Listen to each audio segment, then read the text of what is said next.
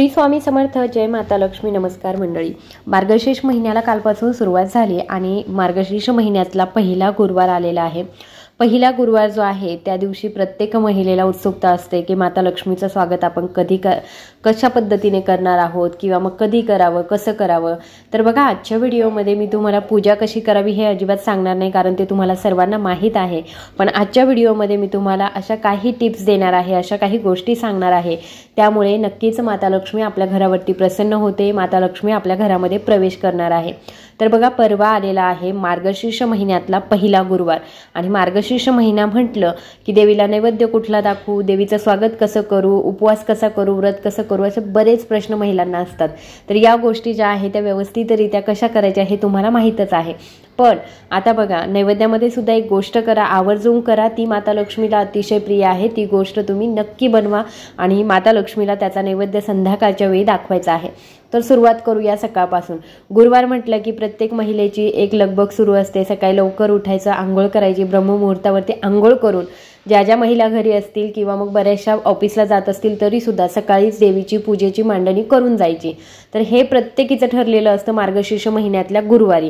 आणि मग आता मार्गशीर्ष महिन्यातला गुरुवार आहे म्हटल्यानंतर सकाळी लवकर उठून आंघोळीच्या पाण्यामध्ये सर्वात प्रथम हळद टाकायची. आणि ही हळद फक्त स्वतःच्याच नाही तर कुटुंबातील लहानांपासून तर मोठ्यांपर्यंत प्रत्येकाच्या आंघोळीच्या पाण्यामध्ये आपण हळद टाका आणि त्या व्यक्तीला आंघोळ करायला लावा. याचं कारण काय की तुमचा गुरुग्रह प्रबळ होण्यासाठी, बळकट होण्यासाठी गुरुवारच्या दिवशी आंघोळीच्या पाण्यामध्ये हळद टाकली तर तो खूप बळकट होतो. तो तुम्हाला प्रत्येक गोष्टीमध्ये यश मिळवून देतो, प्रत्येक कामामध्ये यश मिळवून देतो. तर हे सर्वात प्रथम करायचं आहे. लहानापासून तर मोठ्यांपर्यंत आंघोळीच्या पाण्यामध्ये हळद टाकायची आहे.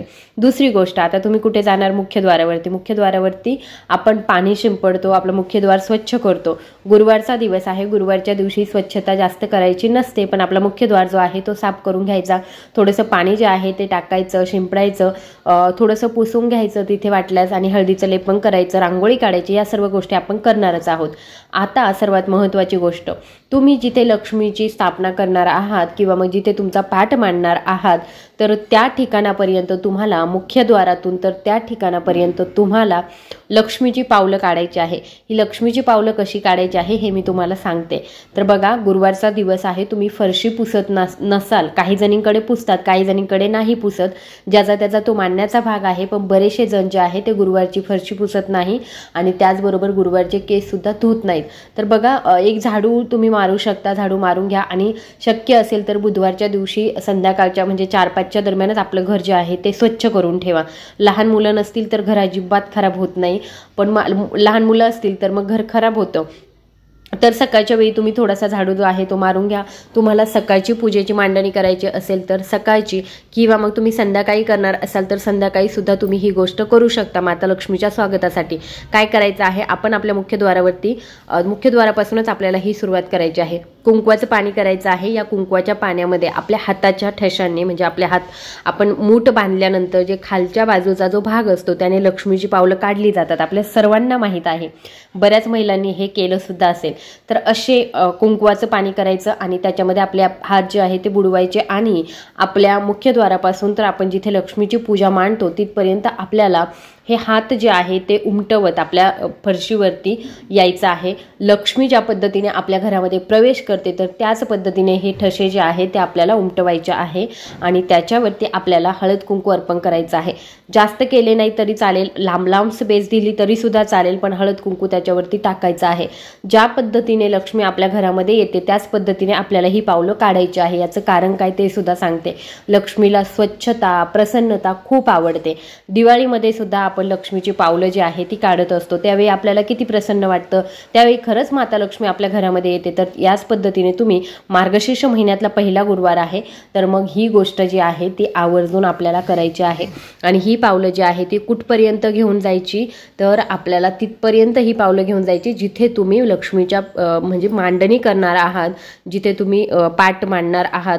तर तुम्ही हे सकाळी, संध्याकाळी पूजा मांडणार असाल तर त्यावेळी केलं तरी सुद्धा हरकत नाही, पण हे आवर्जून करा. त्याच्यानंतर पुढची गोष्ट म्हणजे तुम्हाला घरामध्ये काही अशी ठिकाणं आहेत की जिथे स्वस्तिक काढायचं आहे. माता लक्ष्मीचं आगमन नक्की तुमच्या घरामध्ये होईल आणि माता लक्ष्मी तुमच्यावरती प्रसन्नसुद्धा होईल. मेन डोअर जो आहे त्याच्यावरती हळदीने स्वस्तिक काढा किंवा कुंकवाने स्वस्तिक काढा. एक ओमसुद्धा तुम्हाला काढायचा आहे. तर याची पूजासुद्धा आपल्याला करायची आहे. फक्त साधा दीप जो आहे तो ओवाळून घ्यायचा, बाकी काही करण्याची आवश्यकता नाही. हळद कुंकू त्याला लावायचं आहे. दुसरी गोष्ट, तुमचं जिथे देवघर आहे तर त्या ठिकाणी तुम्हाला एक मागच्या बाजूला स्वस्तिक काढायचं आहे. स्वस्तिक चिन्ह जे आहे ते शुभतेचं, प्रसन्नतेचं प्रतीक आहे.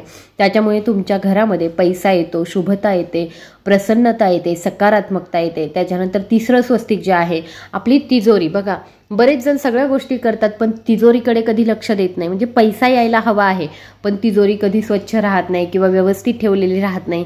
तर ती तिजोरी एकदा बघा आणि स्वच्छ करून घ्या अगोदर, आणि त्याच्यानंतर आपल्याला ही तिजोरी जी आहे तिच्यावरती सुद्धा एक स्वस्तिक काढायचं आहे.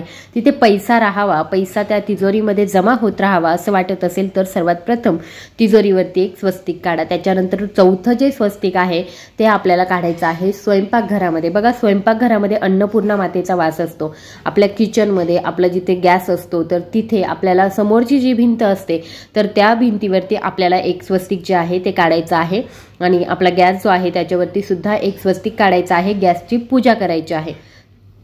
तर गॅसची पूजा जी आहे ती आपण शक्यतो रोज रोज होत नाही, पण आता आपल्या आयुष्यामध्ये सगळ्यात महत्त्वाच्या गोष्टी कुठल्या आहे? अन्न, वस्त्र, निवारा.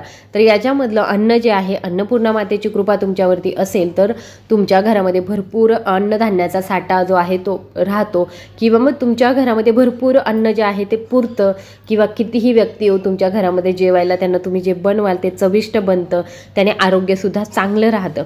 तर या गोष्टी व्हाव्यात असं वाटत असेल तर अन्नपूर्णा मातेची पूजा किंवा मग स्वयंपाकघराची पूजा होणं फार गरजेचं आहे. म्हणून तिथे सुद्धा आपण प्रत्येक गुरुवारी स्वस्तिक काढायचं आहे, पूजा करायची आहे. आणि पाचवं सर्वात महत्त्वाचं स्वस्तिक जे आहे, तुम्ही जिथे पाट मांडता तर त्या पाटाच्या खाली आपल्याला एक कुंकवाने स्वस्तिक काढायचं आहे.